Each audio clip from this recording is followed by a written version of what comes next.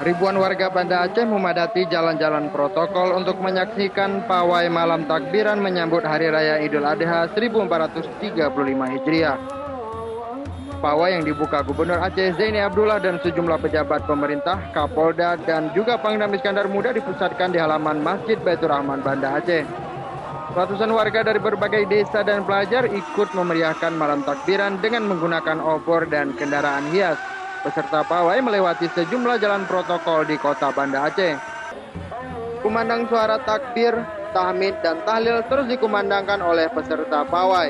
Dari Banda Aceh, Ferdian Majini melaporkan untuk Aceh Video.